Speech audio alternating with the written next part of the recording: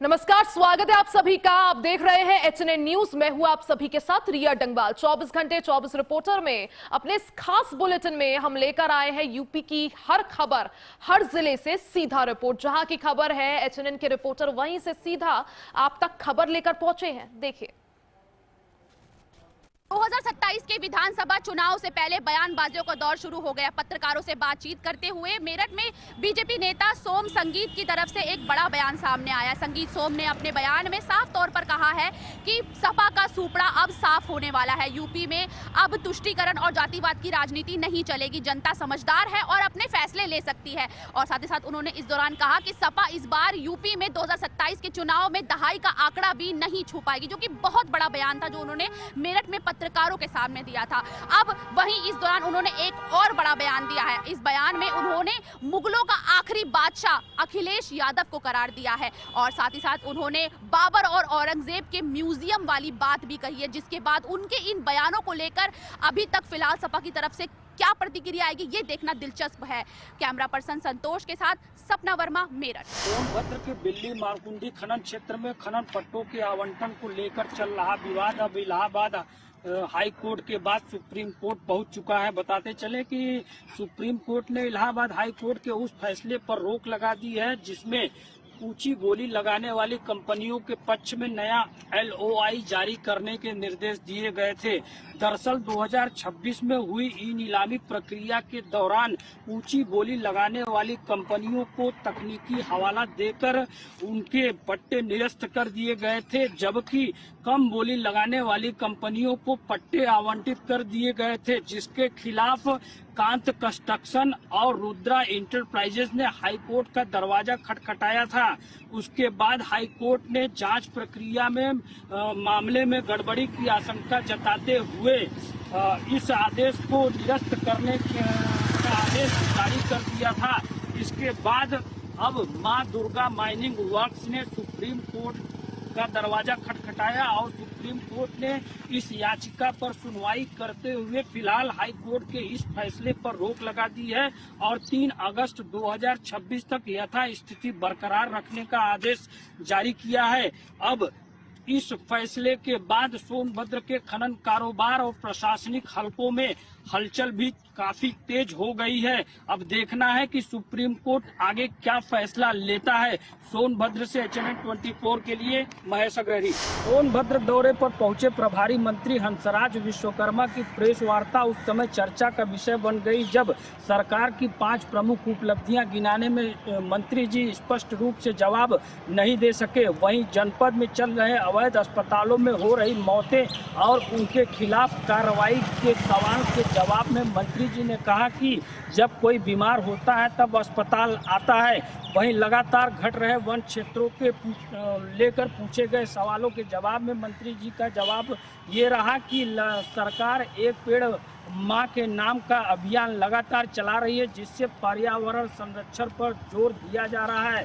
इसके साथ ही कई स्थानीय मुद्दों पर भी सवाल उठाए गए, जिनके जवाब को लेकर मंत्री जी की प्रेस वार्ता चर्चा का विषय बनी हुई है।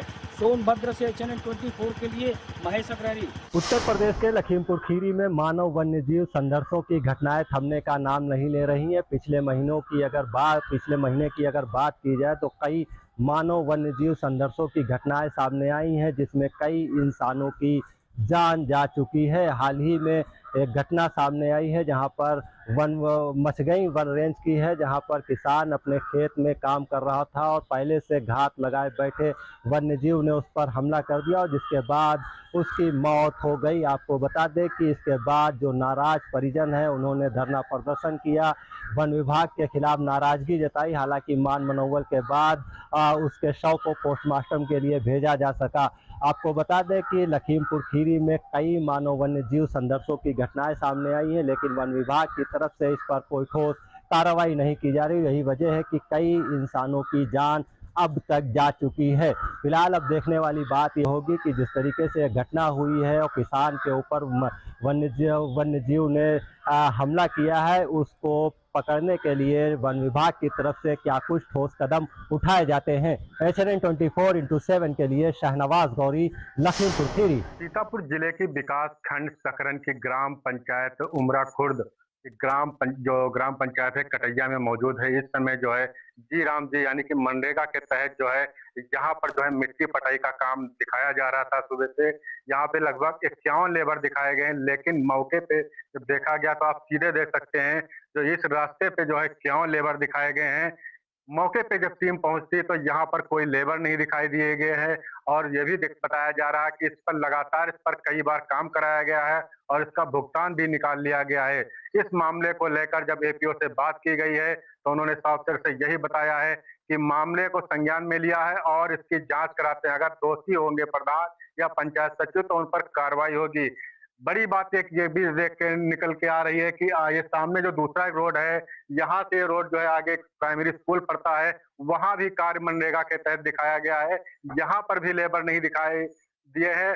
सरकार बात करती है पलायन रोकने के लिए जी राम जी मनरेगा योजना लागू की है, लेकिन पलायन करने के लोग आज भी जो है यहाँ शहर छोड़ करके अन्य राज्यों में जो है रोजी रोटी कमाने के लिए जा रहे हैं। लेकिन इसमें लगातार भ्रष्टाचार जो है प्रधान सचिव और जो जिम्मेदार अधिकारी जिले पे बैठे हैं उनके द्वारा किया जा रहा है।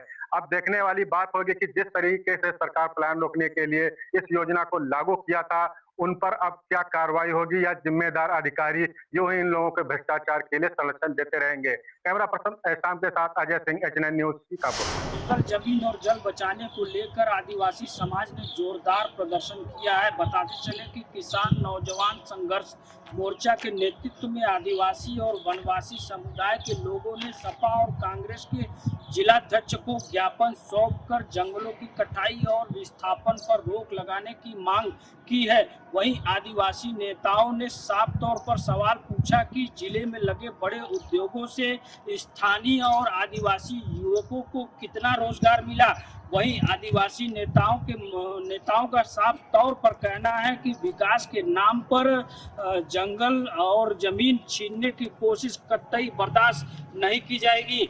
सोनभद्र से HNN 24 के लिए महेश अग्रहरी। बुलंदशहर की खुर्जा नगर पालिका में तैनात सफाई नायक द्वारा सफाई कर्मचारी की तनख्वाह से कमीशन के नाम पर वेतन काटने का एक मामला सामने आया है। अधिकारियों ने इसका संज्ञान लेकर आरोपी सफाई नायक को सस्पेंड कर दिया है। दरअसल खुर्जा नगर पालिका में तैनात सफाई कर्मचारी पीड़ित योगेश ने बताया कि वह सफाई कर्मचारी है नगर पालिका में काफी लंबे समय से और पिछले 1-1.5 वर्षों से उसकी तनख्वाह से कमीशन के नाम पर मोटी रकम काटी जाती है, जिससे उसे परिवार पालन पोषण में काफी परेशानियों का सामना करना पड़ता है। उसने आरोप लगाया कि कई बार अधिकारियों से इसकी शिकायत की गई, लेकिन किसी तरह की कोई कार्रवाई अधिकारियों द्वारा नहीं की गई। तंग आकर पीड़ित आज परिवार समेत नगर पालिका पहुंचा। हाथ में जहर की शीशी लेकर उसने चेतावनी दी कि यदि आज कार्रवाई नहीं होती है, उसे इंसाफ नहीं मिलता है तो वह परिवार समेत जहर का सेवन कर अपने और परिवार की जीवन लीला समाप्त कर लेगा। मामले में ईओ नगर पालिका अनवर हुसैन ने बताया कि पीड़ित की शिकायत का संज्ञान लिया गया है। फिलहाल प्राथमिक जांच में मामला सही पाया गया है और जो बबलू बसौर हैं आरोपी सफाई नायक, उसे सस्पेंड कर दिया गया है। 5 लोगों की टीम में गठन किया गया है, जिनमें 3 सफाई नायक हैं और 2 नगर पालिका के अधिकारी हैं। उनसे जांच की जा रही है। जो भी तथ्य प्रकाश में आएंगे उसके आधार पर नगर पालिका के अधिकारी कार्रवाई करने का दावा कर रहे हैं। अपने सहयोगी फिरोज मलिक के साथ में हामिद सैफी, HNN न्यूज बुलंदशहर।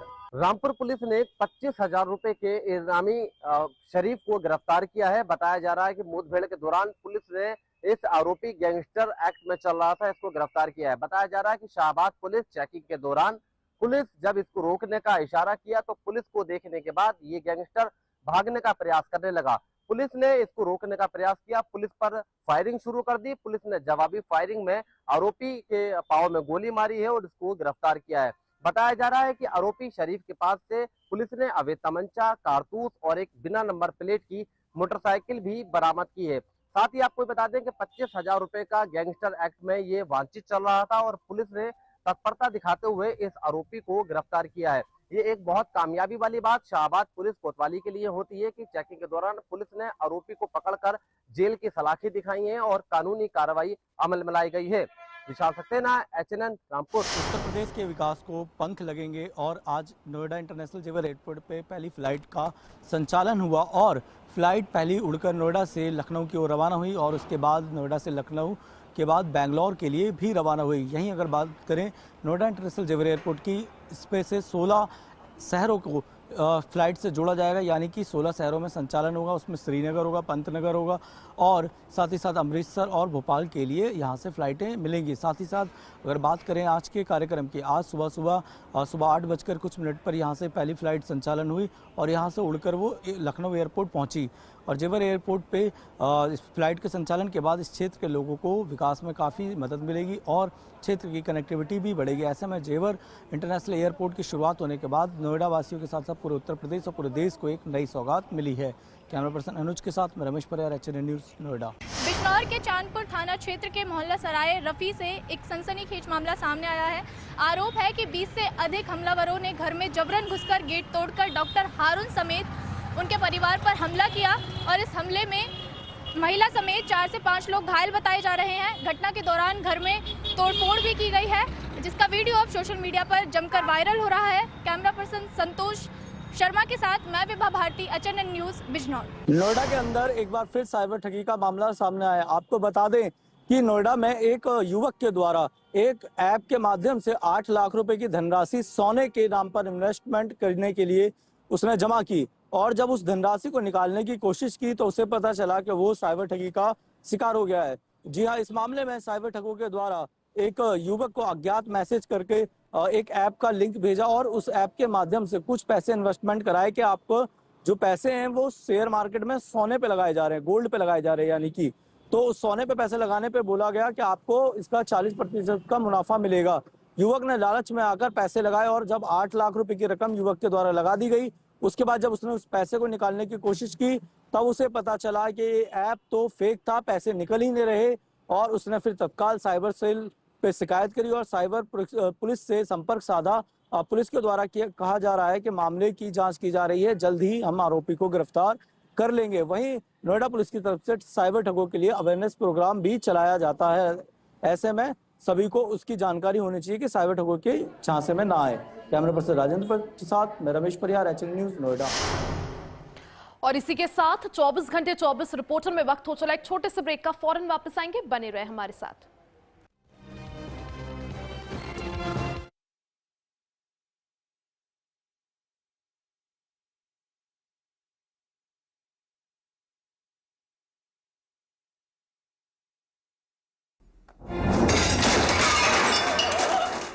फर्श की टाइल्स को चेंज करो, बड़ी स्लिपरी हैं। थर्मोकूल वॉशिंग मशीन। थर्मोकूल, इंडिया का नया अंदाज।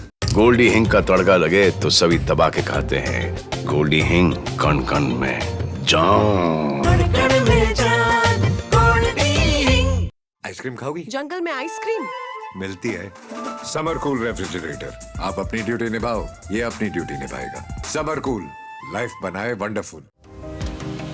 केंद्र में आदरणीय प्रधानमंत्री नरेंद्र मोदी जी के नेतृत्व में बेमिसाल 12 वर्ष और दिल्ली में मुख्यमंत्री रेखा गुप्ता जी का अटूट सेवा संकल्प, दोनों के साझे प्रयासों से दिल्ली की स्वास्थ्य सेवाओं में आ चुका है एक ऐतिहासिक बदलाव। दिल्ली में पूरी तरह लागू हो चुकी है आयुष्मान भारत प्रधानमंत्री जन आरोग्य योजना। अब पात्र परिवारों को मिल रहा है हर वर्ष 10 लाख रुपए तक का मुफ्त और कैशलेस इलाज, 5 लाख रुपए का स्वास्थ्य कवर केंद्र सरकार की ओर से और 5 लाख रुपए का अतिरिक्त टॉपअप दिल्ली सरकार की ओर से।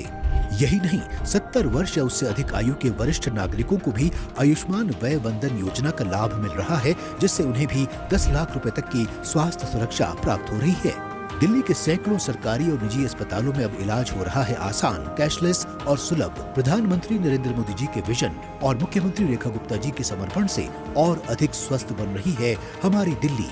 स्वस्थ दिल्ली, सशक्त दिल्ली। चाहे कितनी ही मुश्किल रास्ते पर चलना हो, मजबूत कदमों से हर जंग जीती जा सकती है। और ऐसे मजबूत कदमों के लिए आपको चाहिए doctor ortho acupressure slippers and shoes. Doctor ortho celebrates the release of governor on 12 June. कृषि व्यापार मेला 2026 ये उत्सव नहीं, महाउत्सव है, क्योंकि झारखंड में होने जा रहा है कृषि व्यापार मेले का भव्य आयोजन, जहां पारंपरिक खेती को मिलेगा आधुनिक अवतार और झारखंड के किसानों के लिए होगी एक नए युग की शुरुआत। भाइयों एवं बहनों, जोहार। झारखंड सरकार की ओर से कृषि मेला आयोजित हो रहा है। सरकार का यह प्रगतिशील सोच ये मेले में दिखेगा। मैं कृषि से जुड़े सभी उद्योगों को, इकाइयों को और निर्यात करने वाले लोगों को आग्रह करता हूँ, निमंत्रण देता हूँ कि आप सब लोग इस मेले में उपस्थित हों। धन्यवाद। जोहार। इस 3 दिवसीय कृषि व्यापार मेले का हिस्सा बने और देखें झारखंड के कृषि उद्योग की बदलती तस्वीर। 16, 17 और 18 जून को रांची के मोराबादी मैदान में कृषि व्यापार मेला 2026। जब हर तरफ खबरों का शोर हो, जब सच और अफवाह में फर्क ना हो, तब एक चैनल उठता है सवालों की रोशनी लेकर, आपके हित की आवाज बनकर। HNN न्यूज, जुनून सच दिखाने का। चाहे कितनी ही मुश्किल रास्ते पर चलना हो, मजबूत कदमों से हर जंग जीती जा सकती है। और ऐसे मजबूत कदमों के लिए आपको चाहिए doctor ortho acupressure slippers and shoes, जो आपको हर पल देते हैं एक नई एनर्जी, मजबूती और दर्द से पूरी आजादी। डॉक्टर ऑर्थो, अब दर्द भी घुटने टेकेगा। Doctor ortho celebrates the release of governor on 12th जून।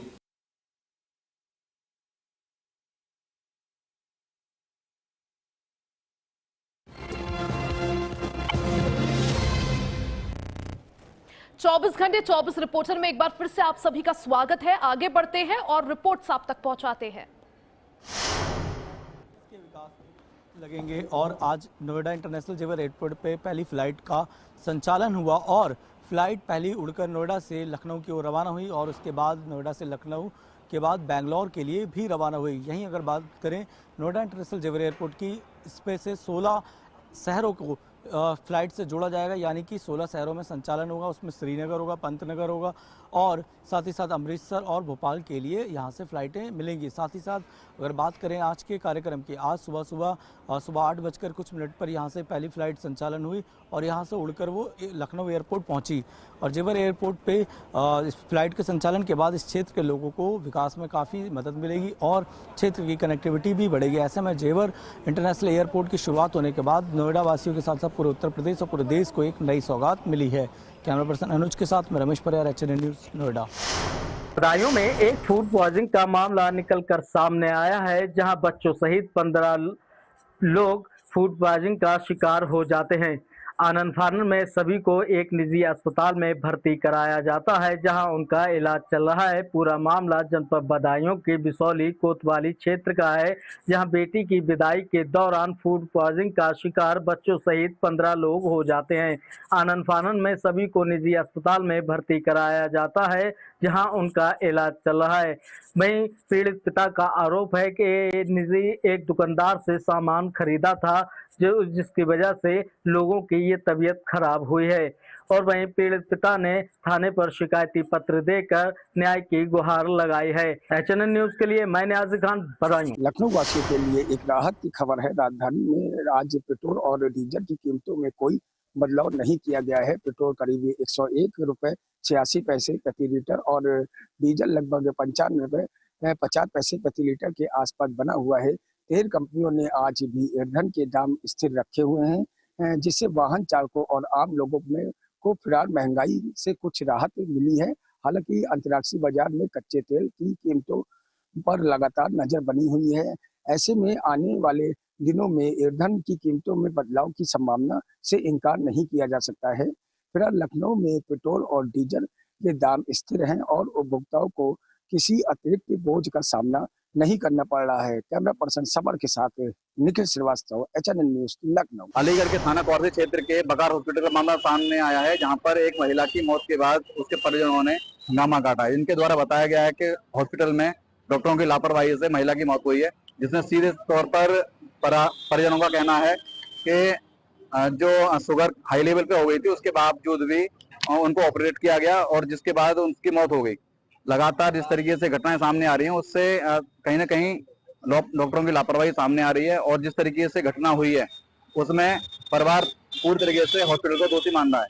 इस मामले में परिवार द्वारा बताया गया कि जो शव है सब हॉस्पिटल द्वारा नहीं दिया जा रहा है, जिसको लेकर लगातार परिवार उसकी मांग कर रहा है और डिमांड करते हुए अधिकारियों पे भी सूचना दी गई है।